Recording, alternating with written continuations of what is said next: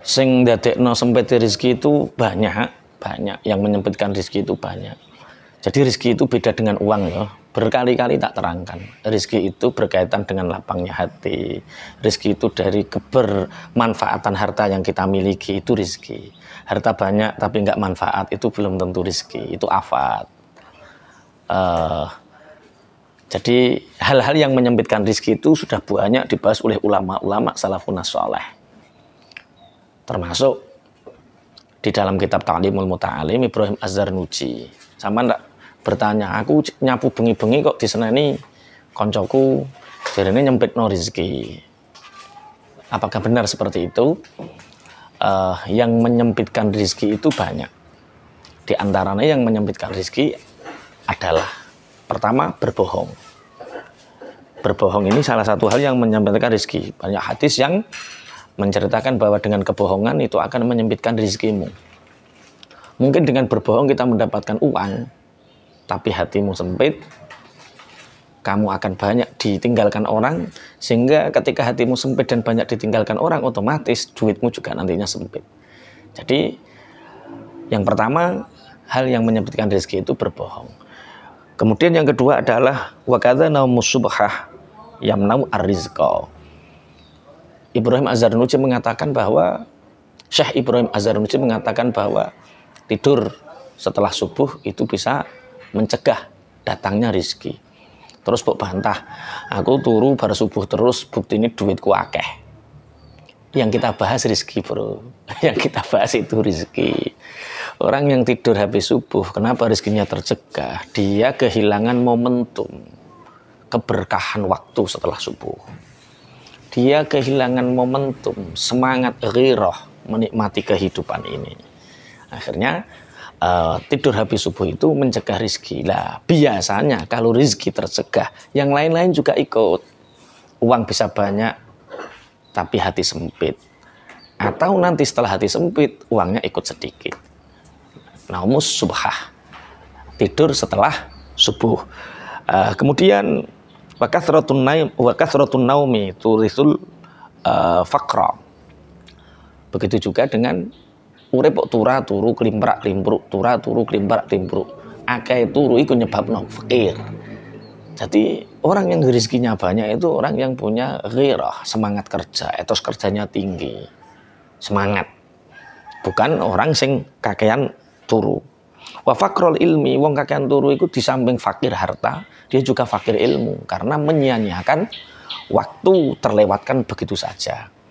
Dalam sebuah syair, alaisa minal khusrani anna layaliya tamurlu bila naf'in wa tuksaru min umri. Jadi banyak sekali orang yang hidupnya rugi karena apa? Waktu berlalu dalam hal yang sia-sia, tidak ada manfaat. Iku tegese kanggo wong sing akeh turu. Kemudian wan naumu uryanan. Sing nyempitno rezeki iku turu udo. Dadi nek turu nganggo celana atau nganggo sarung, aja sampai turu dalam keadaan apa? Telanjang. Itu menyebabkan sempitnya rezeki. Wal baulu ahrinan sama. Ketika kencing kita lepas total. Artinya kencing di tempat yang terbuka. Bukan kencing yang di tempat tertutup. Kencing yang di tempat terbuka dan dalam keadaan telanjang sehingga orang lain bisa melihat, itu bisa menyebabkan rezeki kita sempit. Sempit itu ya hati nggak bisa bahagia, uang nggak bisa banyak. Itu ketika kita di tempat terbuka, biasanya supir-supir yo mudun kotrek langsung tur. Dipraini onong neng pomono WC, neng pomono toilet, mampir masjid ada WC, di situ ada toilet. Kandani cito sak bature mudun kok mobil kok langsung tur. Itu menyempitkan apa? Rezeki. Kemudian wal aklu junuban. Makan dalam keadaan junub. Jadi nek bal-balan karo bojone iku kalau ingin makan wudu dulu baru makan, atau lebih baik mandi dulu. Kalau mandi kesuwen ya wudu saja baru makan. Jangan sampai makan dalam keadaan junub. Makan dalam keadaan junub itu bisa menyempitkan apa? Rizki. Wal aklu muttaqian ala jambin. Tidur makan dalam keadaan senden yang lambung, turu. Jadi mangan karo bu, makan sambil rebahan. Ini terutama mak-mak yang kaum rebahan. Jangan makan sambil tiduran. Itu bisa menyempitkan apa? Rizki. Kemudian watahawunu bisukutil maidah. Membiarkan, meremehkan ketika makan jatuh dan kita tidak mengambilnya. Itu bisa menyempitkan rizki. Jadi ketika kita makan ada yang jatuh langsung diambil dimakan.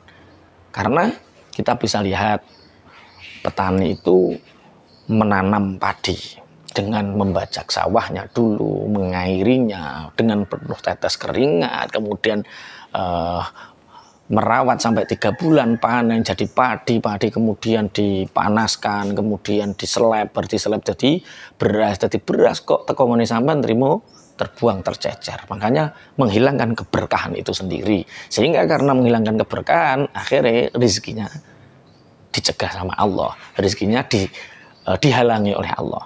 Makanya termasuk penghalang rezeki adalah ketika makan dan ada yang jatuh tapi diremehkan, tidak diambil.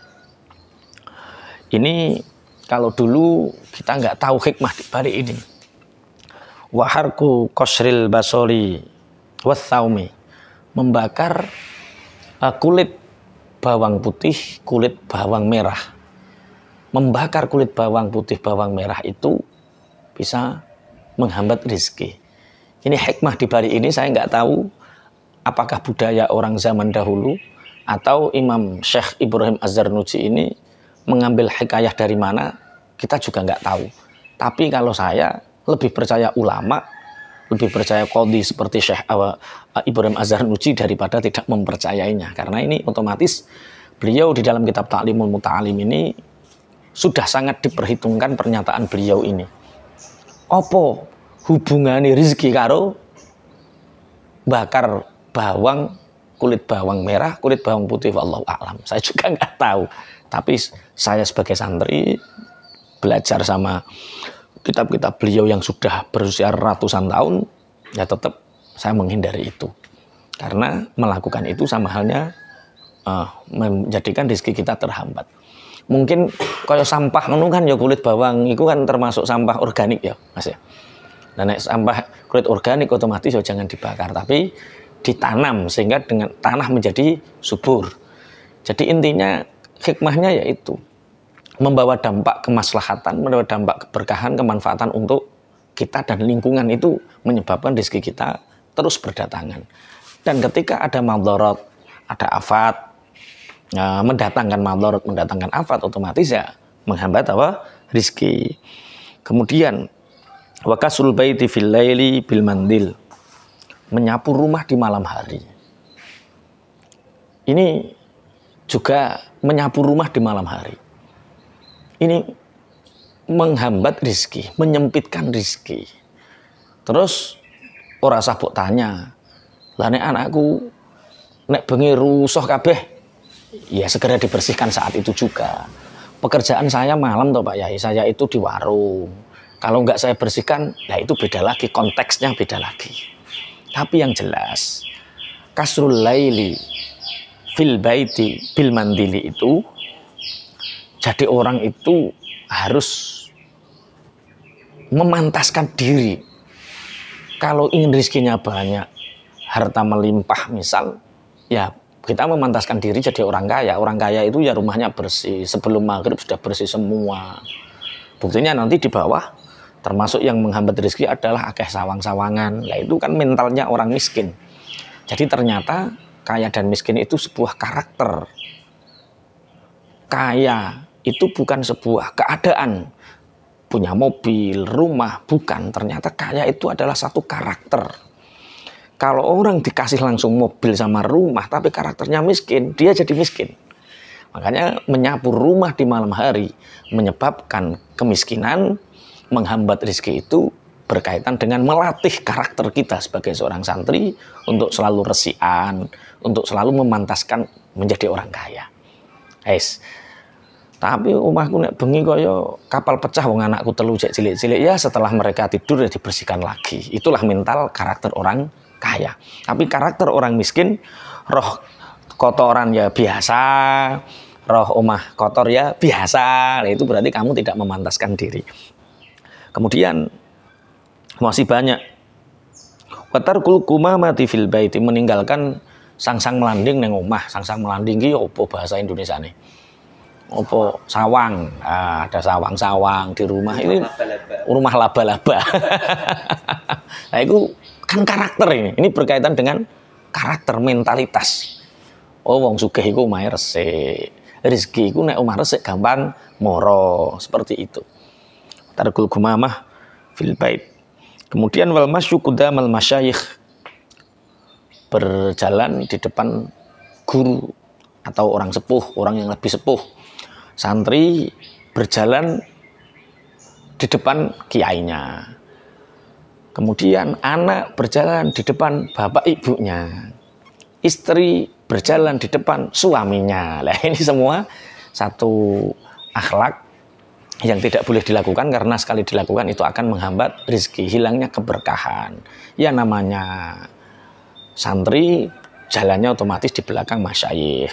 Namanya anak jalannya di belakang orang tua. Lah istri jalannya ya di samping sebelangkah sedikit suami. Kok neng ngarepe cenanalan neng ngarepe itu bisa menghambat apa? Rezeki. Nah, sementara ngono dhisik ya Mas ya. Jadi sudah banyak. Jadi memang di beberapa kitab salaf seperti dalam kitab Ta'limul Muta'alim karangan Syekh Imam Ibrahim Az-Zarnuji ini ya menerangkan tentang banyak hal-hal yang menyebabkan sempitnya rezeki kita, hal-hal yang menyebabkan sempitnya rezeki kita. Iki aja dilakoni. Sampeyan nglakoni iki rezekine sampean sulit. Lah apa yang mendatangkan rezeki sok-sok dibahas maneh. Sok-sok.